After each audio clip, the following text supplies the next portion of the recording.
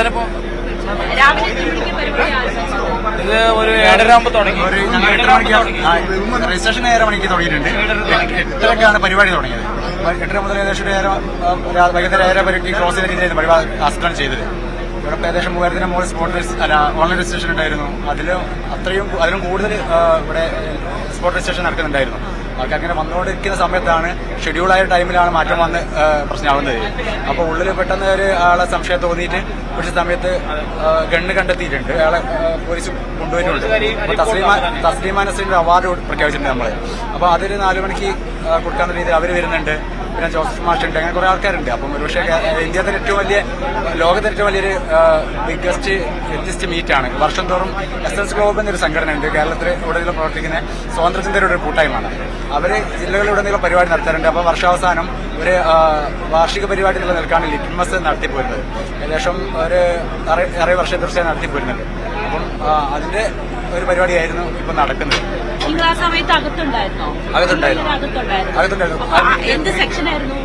അപ്പം രവീന്ദ്രൻ മാഷും ശ്രീജിത്ത് പണിക്കരും തമ്മിൽ ഇന്ത്യയിലെ ഭീതി വ്യാപാരം മോന്ന് ചോദിച്ചിട്ട് ഇന്ത്യയിലെ വിഭജിച്ച സമയത്ത് ആ ദിനം അനുസ്മരിക്കുന്ന പരിപാടി കേന്ദ്ര ഗവൺമെന്റ് നടത്തിയിരുന്നു. ആ സെക്ഷനെ കുറിച്ച് ഉള്ളൊരു ഡിബേറ്റ് നടക്കുകയായിരുന്നു. ആ സമയത്ത് ഏകദേശം 10 മിനിറ്റ് ശ്രീജിത്ത് പണിക്കർ സംസാരിച്ച് കഴിഞ്ഞു. പിന്നെ അടുത്തതായിട്ട് രവീന്ദ്രൻ മാഷ് സംസാരിക്കാൻ തുടങ്ങിയിട്ടേ ഉള്ളായിരുന്നു. അപ്പോഴാണ് ഇങ്ങനെ നിർത്തിവെക്കാൻ ഓർഡർ വരുന്നത്. അപ്പൊ ആൾക്കാരൊക്കെ പെട്ടെന്ന് എന്താണെന്ന് മനസ്സിലായി. ടെക്നിക്കൽ ഇഷ്യൂ എന്ന് മാത്രമേ പറഞ്ഞില്ലായിരുന്നു. ടെക്നിക്കൽ ഇഷ്യൂ പറഞ്ഞത്. പിന്നെയാണ് പോലീസ് ഇങ്ങനെ എല്ലാവരും പുറത്തിറങ്ങണമെന്ന് പറഞ്ഞത്. അപ്പം അതിന്റെ പിന്നിൽ ബാക്കിൽ ആൾക്കാരെ കൊണ്ടുപോയി കാര്യങ്ങൾ ചെയ്യുന്നു. പക്ഷേ ആൾക്കാർ കാണികൾക്ക് അത് അറിയില്ലായിരുന്നു എന്താ സംഭവം. പിന്നാണ് അറിയുന്ന ഒരാളെ പെട്ടെന്ന് കൊണ്ടുപോയിരുന്നു. പൊതുവെ തന്നെ ഇസ്ലാമിക വിമർശകർക്കൊക്കെ കൂടുതൽ എപ്പോഴും എന്താ ഒരു പ്രശ്നങ്ങൾ ഉണ്ടാവുന്നുണ്ട്. എന്നെ സംബന്ധിച്ചോളം ഞാനൊരു ഇസ്ലാം മതത്തിൽ ഇസ്ലാം വിമർശകനാണ്. മതത്തിൽ നിന്ന് പുറത്തുനിന്ന ഒരാളാണ്.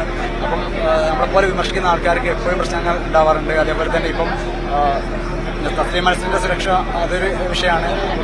പോലീസിന്റെ കൃത്യമായിട്ട് കണ്ടെത്തിയത് കൃത്യമായിട്ട് അപ്പൊ തന്നെ ക്യാച്ച് ചെയ്തത്. അതാണ് ക്യാച്ച് ചെയ്തുകൊണ്ടാണ് ഇതായി. അല്ലെങ്കിൽ പ്രശ്നമായി. അത് അവരുടെ നീക്കം എനിക്ക് തോന്നുന്നത് മഫ്തിയിലെ പോലീസ് ഉണ്ടാവാം. പക്ഷെ അവരുടെ നീക്കങ്ങൾ നിരീക്ഷിക്കുന്നുണ്ടായിരുന്നു. ഇങ്ങനെ കേട്ടത് ഇയാളിങ്ങനെ ചുറ്റി നടക്കുന്നത് കണ്ടിട്ട് സംശയം തോന്നി നോക്കിയെന്നാണ് കേട്ടത്. അപ്പം ഗണ്ണുണ്ടായിരുന്നുള്ളൂ എന്ന് കേട്ടത്. നിങ്ങൾ നേരത്തെ തന്നെ രാവിലെ തന്നെ ഈ പരിശോധന കഴിഞ്ഞിട്ടാണ് ഉള്ളിലേക്ക് എല്ലാവരും അങ്ങനെ ഉള്ളിലേക്ക് കയറ്റുന്നത്. അപ്പൊ ഞാനൊരു സ്പീക്കറായിരുന്നു. ഞങ്ങളുടെ പരിപാടി ജോസഫ് മാഷ് ഞാനൊരു ചർച്ച ഉണ്ടായിരുന്നു. ഒരു 5 മണിക്കായിരുന്നു ആ പരിപാടി വെച്ചത്. ഇനിയിപ്പോൾ എല്ലാം ഡിലേ ആവും. എല്ലാവരും പരിശോധന കഴിഞ്ഞാണ് കയറ്റിയത്. പക്ഷെ അതിന് എന്നാലും സൈഡിൽ കൂടെ ഒക്കെ വരാനുള്ള വഴികളുണ്ട്. നമ്മൾ അത്ര കർശനമാക്കിയില്ല എന്നുള്ളതേ ഉള്ളൂ. ഏകദേശം 3000-ഓളം പേരുണ്ട് തോന്നുന്നു അല്ലേ? 3000 ഒന്നും അല്ല. ഓൺലൈൻ മാത്രം 3000 രജിസ്റ്റർ ചെയ്ത് വന്നിട്ടുണ്ട്. സ്പോട്ട് രജിസ്ട്രേഷനും ഉണ്ടാവാറുണ്ട്. കഴിഞ്ഞ തവണ നടത്തിയ 8000-ന് മുകളിൽ ആൾക്കാരുണ്ടായിരുന്നു. ഞങ്ങളുടെ ടാർഗറ്റ് ഒരു 10,000-ന്റെ മേലിലും ഉണ്ടാവുമെന്ന് ഞങ്ങൾ പ്രതീക്ഷിക്കുന്നത്. എന്താ പറയുക, അത്ര ഓഫ്ലൈൻ രജിസ്ട്രേഷൻ തന്നെ അതുപോലെ തന്നെയുണ്ട്. ഓൺലൈനേക്കാൾ കൂടുതൽ ഓഫ്ലൈനിലാണ് ആളുകളൊക്കെ ഇവിടെ തിങ്ങി കയറിയേക്കണേ. അതാണ്. അപ്പൊ ഈ ഇത്ര തിരക്കിന്റെ ഇടയിലാണ് ഈ പരിശോധിക്കുമ്പോൾ വരുമ്പോഴാണ് നമുക്കിതായി. പക്ഷെ അപ്പൊ തന്നെ അത് ക്യാച്ച് ചെയ്യാൻ കൊണ്ട് ഉപകാരമായി. അത്ര വലിയ പ്രശ്നമൊന്നും ഉണ്ടായില്ല. ഇല്ലെങ്കിൽ ഇതാണ് സംഭവം. അപ്പൊ ഈ സംഭവം ഇങ്ങനെയുള്ള സംഭവം ഞങ്ങൾ വിജയിക്കാൻ ചിലവരെ അനുവദിക്കാത്തവരുണ്ട് ഈ സമൂഹത്തില്. മതപരമായി ജാതിപരമായുള്ള ഓപ്പോസിറ്റ് ഉള്ളവരുണ്ട്. ഇങ്ങനെയുള്ള എത്തിസ്റ്റുകൾ റാഷണലിസ്റ്റുകൾ ഇങ്ങനെ വളർന്നു വരാൻ പാടില്ല.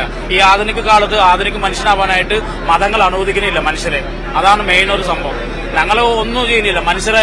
മനുഷ്യന്റെ ഉള്ളിലെ സയന്റിഫിക് ടെമ്പറാണ് ഞങ്ങൾ വളർത്താനായിട്ട് ഞങ്ങൾ ശ്രമിക്കണേ. ഇല്ലാണ്ട് ഏതെങ്കിലും മതത്തിന്റെ പുറകിലോ ജാതിന്റെ പുറകിലോ പോകാനായിട്ട് ഞങ്ങൾക്ക് ഒട്ടും താല്പര്യമില്ല. മനുഷ്യരായിട്ട് ഈ നാട്ടിൽ ജീവിക്കുക.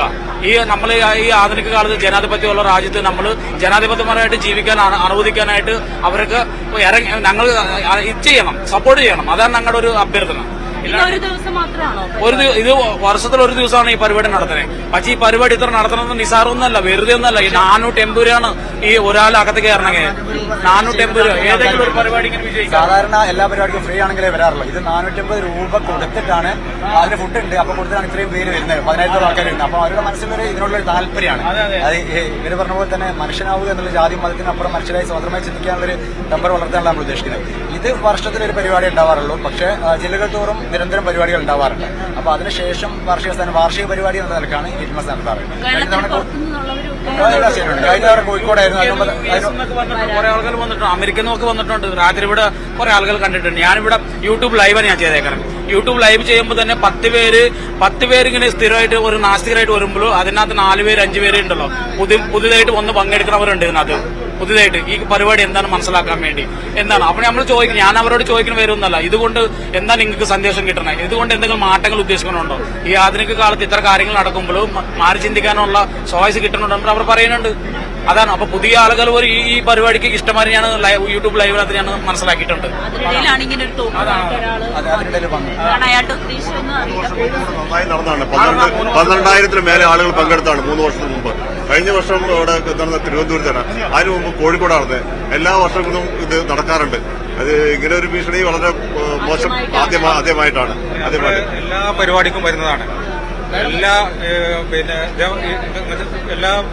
ഓരോ വർഷം കൂടുമ്പോഴും 2018 മുതൽ ഇന്ന് വരെ മുറ പേര് തെറ്റാതെ എല്ലാ പരിപാടിക്കും വരികയാണ്. മലപ്പുറത്തുകാരനാണ്.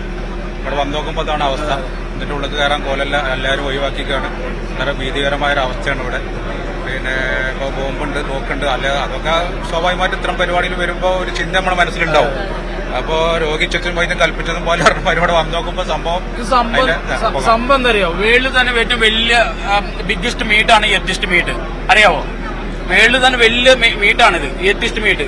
ഈ അതെ, മതങ്ങളെ വിമർശിക്കുന്നുണ്ട്, അന്ധവിശ്വാസങ്ങളൊക്കെ ഞങ്ങൾ വിമർശിക്കുന്ന ആളുകളാണ്.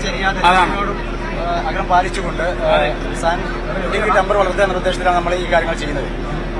വളർന്നു വരുന്ന യുവതലമുറയെ ആകർഷിച്ചുകൊണ്ട് നിങ്ങൾ തന്നെ കണ്ട ഇത്ര ആളുകളൊക്കെ കാര്യങ്ങൾ മനസ്സിലാക്കി. ഏകദേശം 3000-ഓളം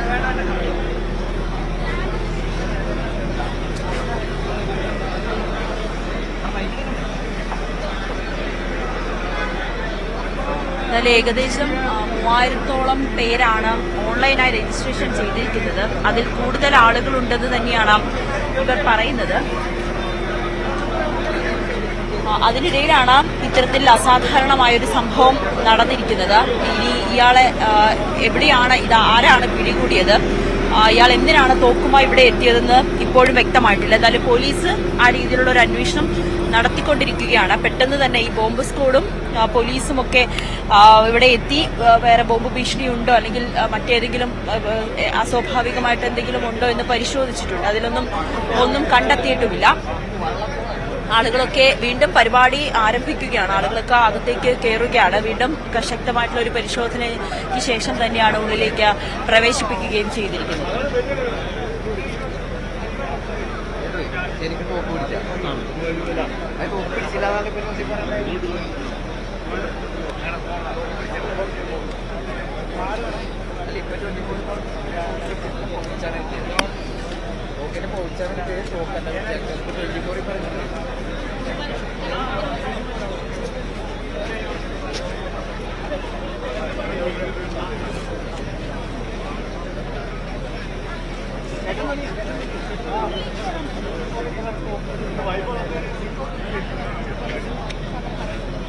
എങ്ങനെയാ ഉള്ളിലേക്ക്